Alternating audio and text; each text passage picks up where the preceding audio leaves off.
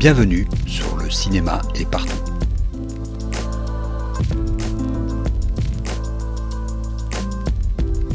Un podcast sur l'industrie du cinéma et ses évolutions.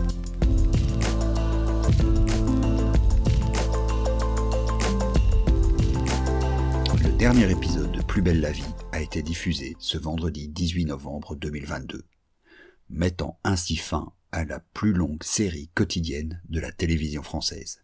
18 ans. Ce qui, en passant, n'est rien face à la quotidienne flamande Family, par exemple, qui en est à sa 32e saison. Ne le cachez pas, il y a sans doute un petit sourire narquois sur votre visage au moment d'écouter ce podcast. Comme à peu près tout le monde dans ce métier, en tout cas tous ceux que je rencontre, il y a toujours une forme de dédain qui se réveille quand on évoque Plus belle la vie, et les séries dites de flux en général. Cette fiction au kilomètre, ces intrigues parfois abracadabrantes, ces comédiens pas toujours justes. Les quotidiennes télé sont un peu considérées comme la musac, la musique d'ascenseur, de l'audiovisuel. Sauf que, si faire de la musique comme on fait du boudin est assez facile, il y a même des intelligences artificielles qui font ça très bien aujourd'hui, créer de la fiction au jour le jour, c'est une toute autre affaire. Car qui dit quotidienne, dit que le temps d'antenne est le nombre de minutes utiles tournées par jour, soit 24 minutes. À titre de comparaison, pour un film, on est à 3 minutes, pour une série plutôt 7-8. Pour y arriver, il faut donc plusieurs équipes qui tournent en même temps sur plusieurs plateaux, mais aussi des scénaristes qui débitent des intrigues à la chaîne. Ils étaient plus de 20 sur la série, répartis en 3 ateliers, et eux-mêmes séparés entre scénaristes et dialoguistes. Le tout supervisé par une directrice littéraire et une coordinatrice. Les arches narratives s'entremêlaient en permanence entre arche A, les arches principales qui pouvaient durer plusieurs mois, arche B, les arches secondaires qui ne concernaient que quelques personnages pendant quelques semaines, et les arches C, des sous-intrigues de quelques jours seulement. Et bien sûr, le lien avec l'actualité devait être constant. Parlons-en de l'actualité. Pour le dire clairement, Plus belle la vie aura adopté la ligne de la social-démocratie à la lettre. Ses mots d'ordre, diversité et tolérance. Il y aura eu des malfrats, bons pères de famille, des flics gays et fachos, mais qui ne le resteront pas longtemps fachos. Des personnes handicapées, des histoires d'amour qui ont exploré toutes les possibilités, des transsexuels, aussi intégrés dans la police d'ailleurs. Les sujets allaient du harcèlement au greenwashing, des violences policières. Oui, la police avait une grande place dans la série et a été le moteur de son succès, au trafic de drogue. Mais on y parlait aussi régulièrement de politique et des mouvements sociaux qui ont secoué la vie des Français lors de ces 18 ans. Le mariage pour tous, les attentats, la réforme des retraites, les gilets jaunes. Car c'est cela, la force de cette quotidienne. La capacité d'être quasiment en phase avec l'actualité. Mais aussi avec son public. Il s'agit de toujours suivre les goûts du public, privilégier les personnages qui sont les plus appréciés, créer de nouveaux personnages au gré des départs, tester des choses et valoriser le feedback. C'est qu'autour de la série s'est aussi développée une petite industrie parallèle. Elle a, par exemple, été la bouée de sauvetage de quelques magazines télé qui relayaient chaque semaine potins de tournage et avis des lecteurs.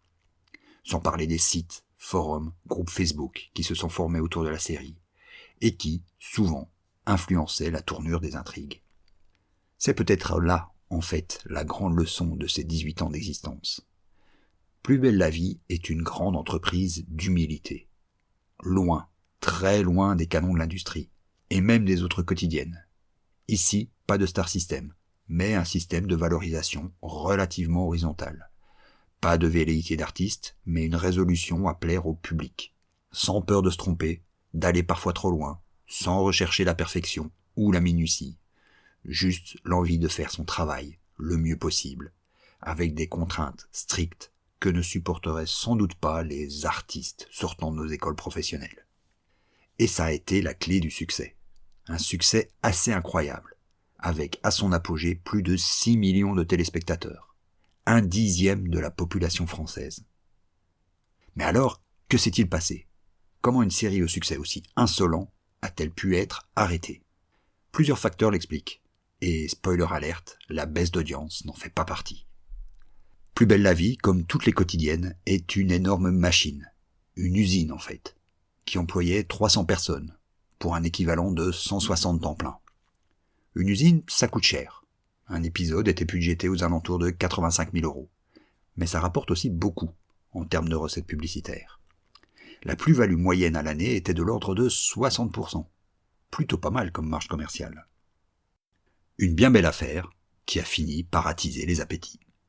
Telle France, la société derrière la série, n'était déjà pas une inconnue du PAF. On lui devait des séries comme Les Cordiers, Le Commissaire Moulin, Louis la Brocante, PJ et plein d'autres.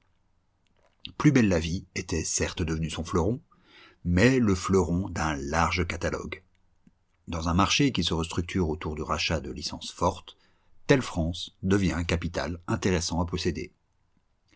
Après avoir été racheté en 2008 par un homme d'affaires, la société devient un capital comme un autre qui finira entièrement dans le giron de TF1 en 2018.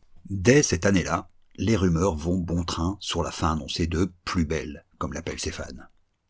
Mais à cette époque, la série continue à afficher des chiffres d'audience télé insolents, et l'arrêter n'a aucun sens économique.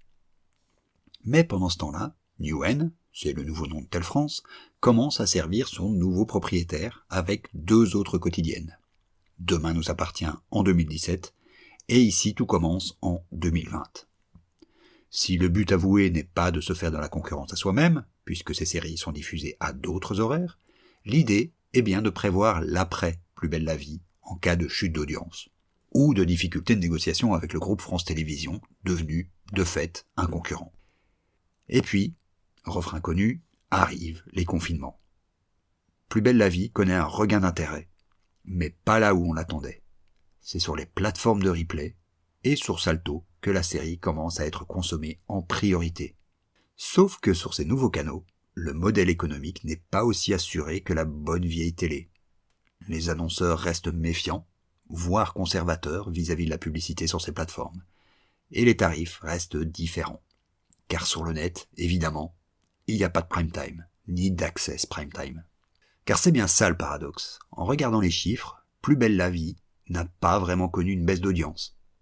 En 2022, ils étaient 2,7 millions à regarder la série en prime time, sur leur télé, au tarif publicitaire maximal. Et ils étaient 4,1 millions à la regarder sur le net, quand ils le voulaient. Cela nous fait un total de 6,8 millions de spectateurs de la série. Exactement le chiffre du record d'audience enregistré en 2008, à une autre époque. Mais toujours 1/10 de la population française à suivre les aventures des habitants des quartiers du Mistral. Plus que toute autre chose, l'arrêt de Plus belle la vie illustre l'échec de notre industrie audiovisuelle à opérer le tournant du net. Elle s'est avérée incapable de maintenir l'un de ses fleurons, alors même que son audience lui restait fidèle. Mais cet échec illustre aussi l'inadéquation de la logique industrielle traditionnelle à comprendre ses propres spectateurs. Elle est capable de sacrifier l'une de ses plus puissantes propriétés intellectuelles à des considérations court-termistes. Quels que soient les projets d'avenir pour la licence, spin-off ou reboot, les dégâts sont irréparables d'un point de vue commercial, symbolique et aussi social. D'un point de vue stratégique, enfin, l'arrêt de Plus belle la vie est un gâchis sans nom. Tous les dirigeants de chaînes de télé savent que la consommation linéaire, programmée, disparaît. Plus belle la vie non seulement l'illustre, mais aurait pu être l'outil d'une réorganisation du modèle économique de la télé, où on ne vend plus des blocs temporels, les fameux Access Prime Time, mais la licence. Mettre de la pub devant Plus belle la vie ne devrait pas coûter le même prix que devant une vieille rediffusion. Cela demande de réfléchir à la réorganisation des modèles publicitaires. Mais c'est une autre histoire. À la semaine prochaine.